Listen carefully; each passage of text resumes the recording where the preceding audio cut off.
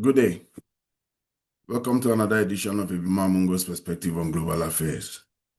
Before we continue, I urge you to please press the like button so that we can get the algorithm of this show going. And if you're new to my channel, please subscribe. I have a question. Always very simple questions, but they are very relevant geopolitical questions. So this time, my question is a very simple one, like yesterday's one. I want to know, what should Russia do if the European Union succeeds and manages to steal the frozen assets that Russia has scattered all across Europe?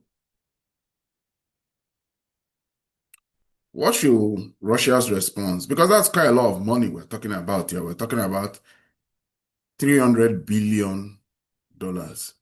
And ironically, those $300 billion was for services rendered to Europe. They had already supplied oil and gas to Europe, and those were the proceeds from the supply of oil and gas to Europe that were lodged in Euroclear and some other accounts scattered in different countries around Europe, but most notably the largest was in Euroclear, almost 200 billion. So this is the subject of a big discussion among the Europeans. The Ursula von der Leyen is coordinating a European effort to use the money, one, as a loan to give help the Ukrainians to plug gaps in their budget for the next 2 years. But the Russians feel that any attempt to deny them or use their assets will be stealing. So what should the Russians do if eventually the Europeans go ahead with it and steal that $300 billion? Because it seems very intent that despite the protestations of the Belgians, they've kicked the can down to December of this year so that they will give it another look, mollify renegades like Viktor Orban. Hopefully, they will hope that he even loses his election. And the Slovak and the Czech Republic prime ministers, they will try to contain them and then bring the matter up again in December of 2025, and possibly maybe they will succeed this time. So, what should Russia's reaction be? Anyway, one country that is very sure Russia will take decisive action against that is Germany. Germany has been caught in a very bad historical place, geopolitical and historical, because the Germans and the Russians have had a long and testy relationship. But let's just go to 1945, to the 1940s. Germany and the Soviet Union signed a non-aggression pact. That is the Germany that was ruled by Hitler then. That pact was known as the Molotov-Ribbentrop Pact. It was supposed to be a non-aggression pact. You see, before the World War, the Germans were very formidable, and the Russians, the Soviets then, were very, very afraid of them. Very afraid of them. So they didn't want to be attacked by the Germans. So he signed this non-aggression deal. That deal did not last more than 2 years. Hitler attacked Soviet Union. The rest is history. Eventually, the Soviets rallied round. They lost a lot of people to the Germans, 20 million, and ultimately they won that war. Or they helped in winning that one. For that, they stayed in Germany for a long time. They are very, very afraid of Germany rearming. In fact, they didn't even want Germany to reunify, but it eventually happened. And after the reunification of Germany, the Soviet Union and the new Russian state and the new German state somehow had a good relationship. They had a good relationship because that thing that Hitler sought, which is German oil and gas, was also the same thing that Gerhard Schroeder also sought. And it was also the same thing that Angela Merkel also sought. And it so happened that they had in Russia a German-loving, German-speaking man called Putin. So they built a relationship and they built extensive ties within their economy. It manifested in the form of Nord Stream 1 and eventually Nord Stream 2, but it also manifested in a form where Schroeder was even on the board of Gazprom, the Russian gas giant. And that was not all. The Germans built a lot of companies. We know the Germans. Automation, automotive industry is their forte. Mercedes-Benz, BMW, Porsche, Volkswagen. They built all of this. They even built heavy equipment factories. Siemens had big operations in Germany. In fact, the Germans were very much well knitted into the fabric of the Russian economy. They benefited a lot. So when this war happened, the Germans were very reluctant to take part. Olaf Scholz was very reluctant to be a part of this war. He even showed his support for Ukraine by sending helmets and a vest. That was the first form of support that the Germans gave to the Ukrainians. They were very reluctant. They were dragged into the war by the British and the Biden administration. So now, though, things have really become different. The Germans, under the new Chancellor, Merz, have gone back to taunting destruction. They want destruction of the Russians. It's a big turnaround. But the Russians have been posturing. They've been showing us weapon systems that they have, Oreshnik particularly, a new weapon system that frightened most of the countries in Europe. But beyond that, they've also shown us so many things. Their increased investments in submarines particularly is the biggest worry of not only the Germans, the Britons also, the Norwegians, the Swedes, and all the countries that form the European contingent of NATO. They are all worried about it, very worried. The Russians are very good at building submarines because unlike America, which is a maritime power and which projects power because it needs to keep conquered territories in Japan and Europe very aware of its ability to project power. It invested in aircraft carriers and very sophisticated aircrafts on those aircraft carriers. The Russians, however, their posture was defensive. They could never match America and the Western world with technologies as advanced as they had in America then. So they invested in missiles and all forms of it, ballistic, cruise, you name it. Later on, they also went ahead and invested in hypersonic. It's such a very powerful deterrent for any country. But it's not just as a defensive weapon, it's also an offensive weapon, at least within the European continent. They also now invested heavily in submarines so that they can be under the water and show up right by your beach. So these submarines have become a problem to the Germans. It has become a problem to the Britons. It has also become a big problem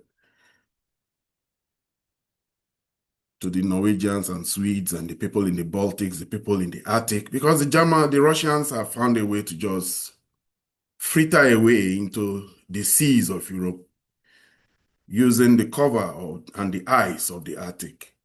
It's a skill they have. And only recently we got to see one of such new Russian submarines. So this flurry of investment in submarines has started to get the Europeans worried, and now we hear that UK, the United Kingdom, and Germany have come together, formed an agreement, and they have decided that they are going to be hunting down Russian submarines. The United Kingdom and Germany are to jointly hunt Russian submarines from the losing mount a year after a land defense agreement. Defense Secretary John Haley said he was hosting Boris Pistorius. The United Kingdom and Germany are ramping up their cyber and military cooperation to strengthen European and NATO security, with the two armed forces working closer than ever, 1 year from the signing of a landmark Trinity House agreement on defense. They agree that they are going to be using planes. It's a plane that is called the Poseidon. They use it in hunting. It's a submarine hunting plane, and they use it to hunt Russian submarines and then also hunt and track them as they move around, because they are very wary of them now. But what are these submarines I'm talking about? Let me have a view of one of these submarines so that we can see the kind of submarines we're talking about. This is a recently released Russian submarine. It is a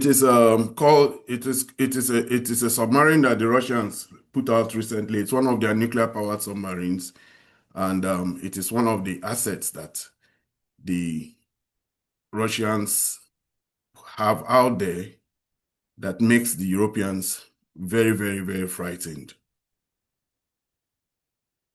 So this was a submarine that was launched this year, and it was launched when so much posturing was going on regarding submarines being sent by the Americans against the Russians. So the Russians are very much ready for any of the submarines that they may want to use against them, especially that by the Americans.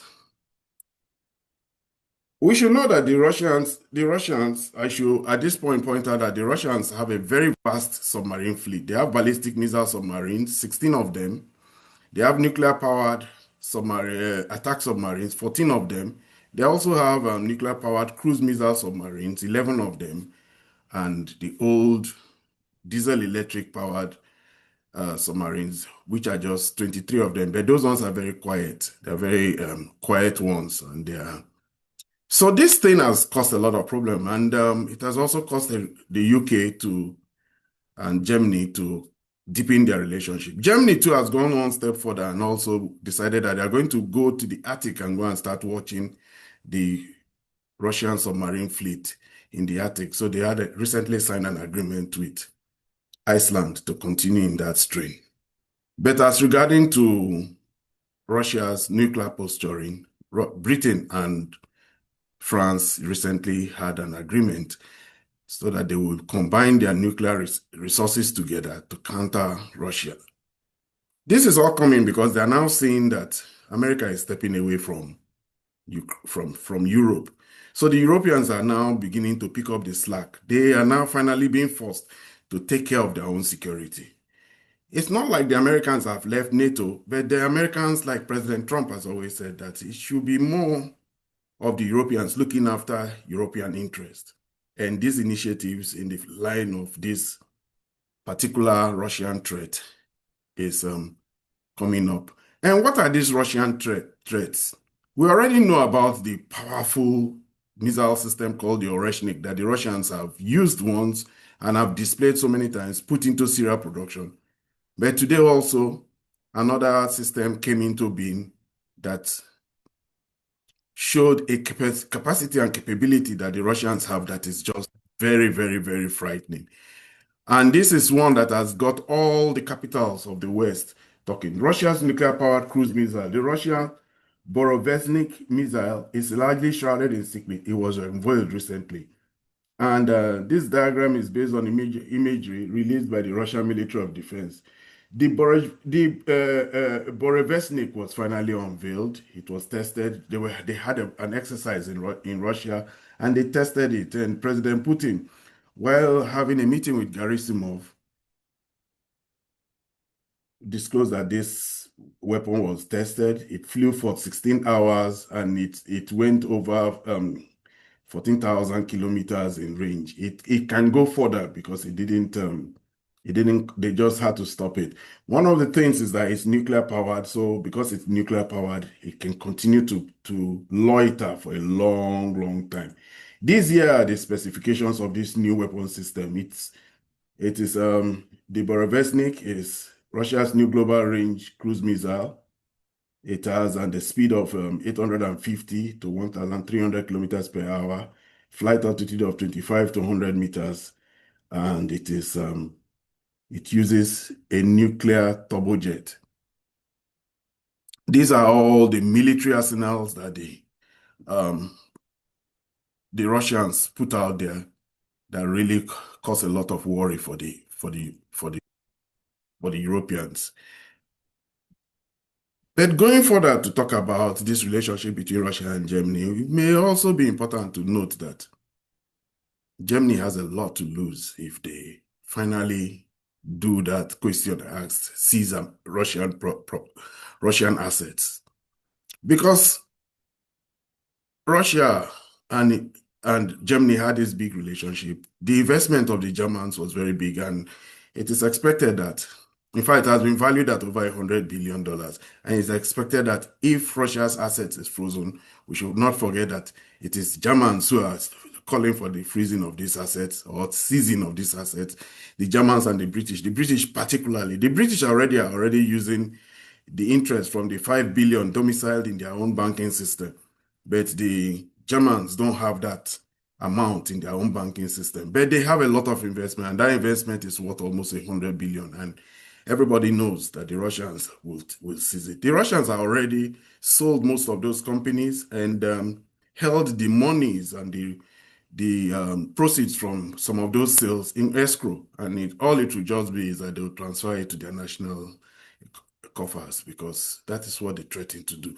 So the Russians are ready and waiting, and they know that quite a lot of companies, European companies, will be affected because the Russians have threatened retaliation. They've threatened that if their assets are taken, they will retaliate. This is very sad because Angela Merkel did her best to try and improve relationship between Russia and Germany. Not only that, like I said, Schroeder was on the board of Gazprom. Both now are being vilified for the fact that they created that kind of dependency on Russian gas. But the Russian gas dependency was a beneficial one to the economy of Germany, and that now the German economy is suffering. They are being deindustrialized. They have been affected by this lack of cheap Russian gas that helps to drive the industrialization of their country so much. Now they are the third largest economy in the world, worth almost in GDP output of 4.5 trillion dollars out there. They still have that industrial capacity, but slowly now they're not being competitive anymore. We keep hearing about how Volkswagen is letting off staff. BASF is moving to China. They are being deindustrialized. They are moving to America and they are moving to China because gas prices and energy prices have just become so bad. Germany has lost economically, but they are worried that they may lose militarily, and because of that, they are investing very heavily and joining the European effort. As regards to France, France continues to antagonize Russia. Russia is a big escape for most of these countries because they have domestic issues. The French government is having serious political issues, and the National Rally Party of Marine Le Pen is doing so well and insisting that they should have a new presidential. In fact, they're even insisting Macron should resign. Macron has brought back his appointed prime minister who resigned, and he brought him back again. And there's sort of like a political crisis. Recently, there was theft in the Louvre, and that was not very good for the image of France. But the UK too, very resilient. These are countries, like I always say, controlled by banking class. Their whole political class is funded and selected by the banking class that controls them. And because of that, banking and finance is their main domain and their main interest every time. In this new reality, we keep seeing that as the economy go down, it is their rhetoric against Russia increases. Just yesterday, also continuing with the bad state of the French economy and French polity, they were downgraded by one of the rating agencies from stable to uncertain. Yeah. So when one of these rating agencies downgrade you, it simply means that your bond prices and treasury, your bond prices will go up, and it means you pay more for loans, and this is a time that they will be needing a lot of them. As regards to Keir, he too is having a whole lot of problem. Provincial elections that took place in UK recently had the Labour Party trounced. The parties that did well was not anywhere near the Labour Party. And it just shows what is going on there. The Labour Party, Eva Keir um, popularity rating is so low. It's one of the worst ever for any British Prime Minister, just 1 year after he was elected. And it just shows that the Reform Party of Nigel Farage is doing very well and moving on. So in the face of all these political pressures and political problems and economic problems, I must add, because their economic problems have led them now to be taking stern measures like reducing their social security at a time they want to continue investment in their military industrial complex. They want to start to rearm. They want to start to build out their capacity to be able to one day challenge Russia. UK particularly has even given a contract for the construction of 25 new submarines. They want to match the Russians because they may have 2 aircraft carriers, but most of them are not really in ship shape condition. Their military has really suffered. Their military industrial complex and even their military hardware and inventory is really low. Most of those equipments that they have don't really work. And it is for that reason that they have this big dependency on America. Unfortunately for them, America has weaponized their relationship. But now Trump has weaponized being America's friend. And if you want to be America's friend and want America's services, Donald Trump will make you pay a very big price. Unfortunately, we saw what happened when the EU led by Ursula von der Leyen wanted to do a trade deal with Donald Trump. At the heart of it is that they didn't want America to leave Europe. They accepted some concessions, some terms and tenors that was very, very, very inimical to the interests of Europe. If we remember, they were made to buy American oil and gas each year, $250 billion of it. They were also made to promise $600 billion in investment in American manufacturing. They were also made to open up their market tariff-free to America, while they will be tariffed 15%. It was such a lopsided trade agreement just because they want America to continue to keep its presence there. Because if you put all the European countries together, they will not, and they do not have the capacity for any form of an engagement with the Russians at this point in time.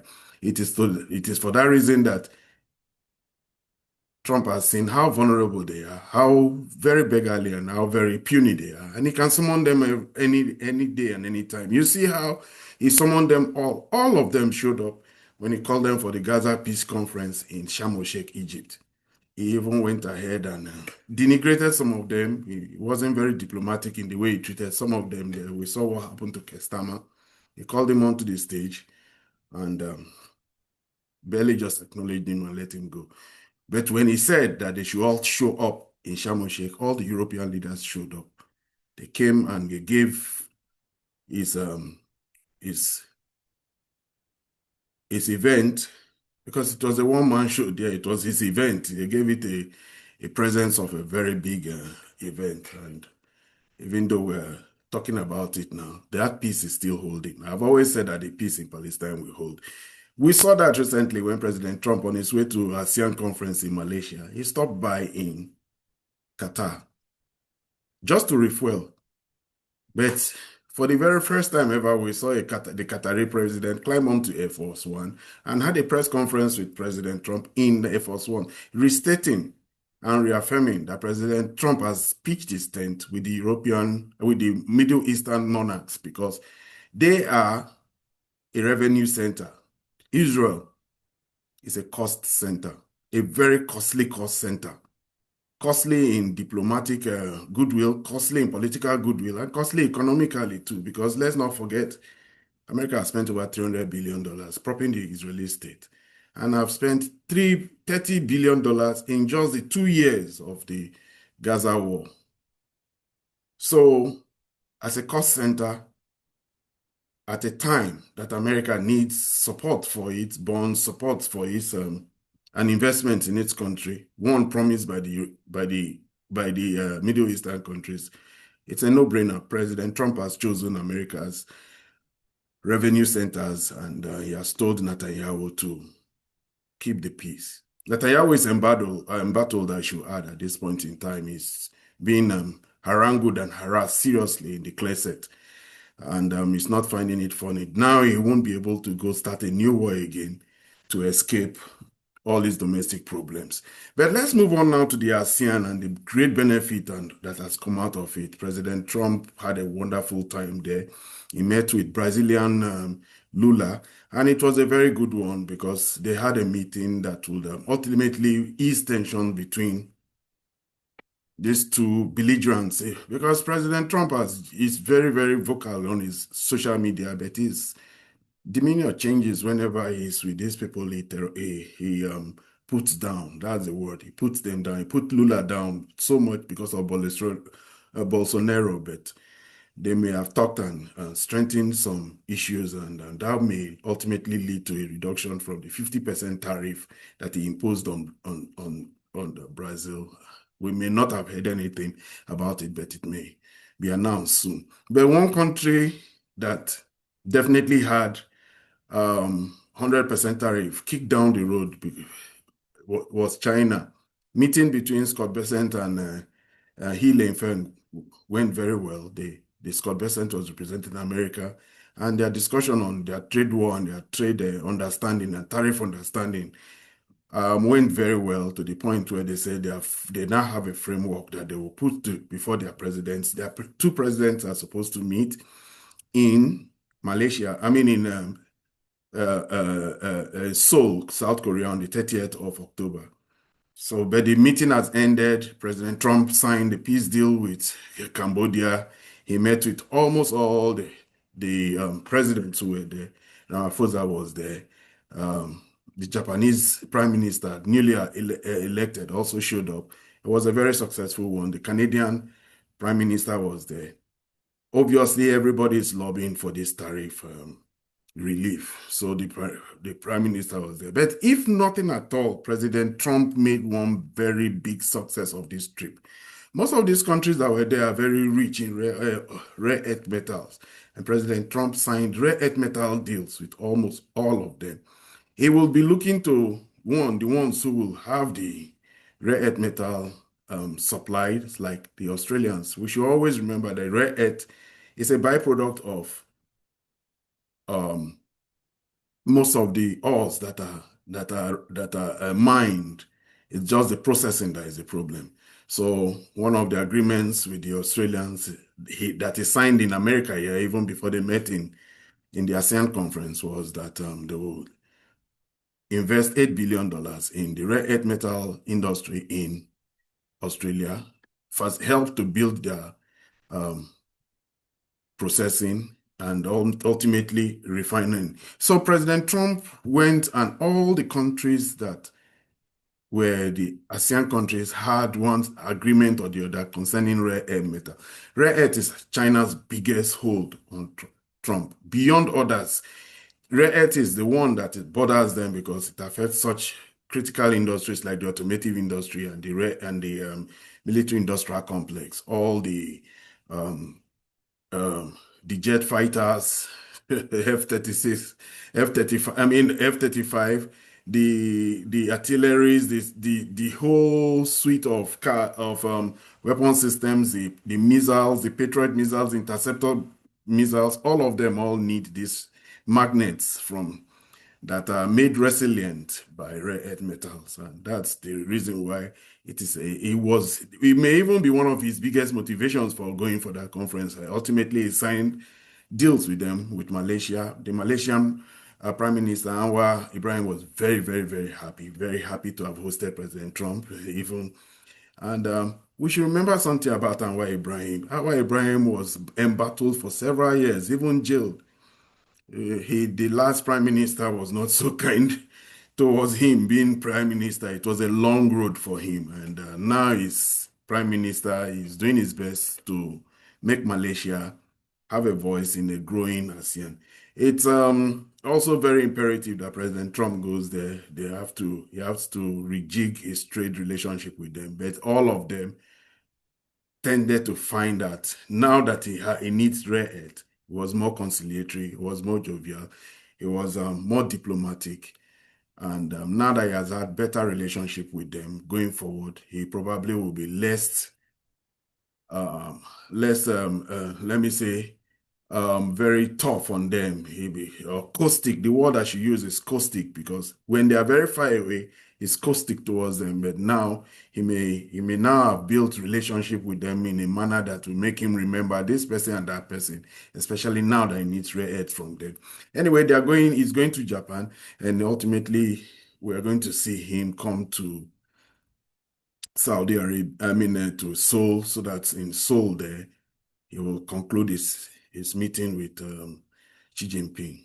Xi Jinping still holds all the cards, all the cards. Every day we hear of the new breakthroughs in technology, in the nuclear field, in the AI field, in the semiconductor field. The Chinese are not playing all their cards, but in just showing America that they can stop being a participant in their market, they stop buying soybeans, and then also create their own alternatives to whatever you are holding up from them. Beyond that also, they also have their own cards. So we look forward to seeing what will happen. We hope that somehow, as the Chinese always say, win-win cooperation will come out of their meeting on the 30th. One other very big news, very ominous, or what word should I use? Whoever has a word there to suggest. But it's about some big Russian transport planes going into Venezuela to go and drop some things. Nobody really knows what they went to do, but they went to Venezuela. I don't think the Russians will want to get their hands in Venezuela. The Russians cannot help Venezuela. It's too far. They are not as extensive in their reach as the Americans are. Maduro is essentially on his own, and Maduro must have to put on his thinking cap to make sure that he finds a way to survive this pressure that President Trump is putting on him, especially as we hear that the Gerald Ford class aircraft carrier is now moving towards that region. It hasn't gotten there yet, but it has been deployed. It has been deployed there. Other destroyers and cruise fighters are already there. The troop mobilization has reached 10,000, and President Trump continues to strike on boats he calls narco shipment and narco terrorist boats. We really don't know when it's going to happen, but it almost seems like it is eventually going to happen. Anyway, this is where I end my video for today. If you're new to my channel, please subscribe. If you have any views regarding the opinions I've expressed in this video, please put that in the comment section. I continue to urge you to like and share the video. Thank you until I see you in my next video. You have a good day.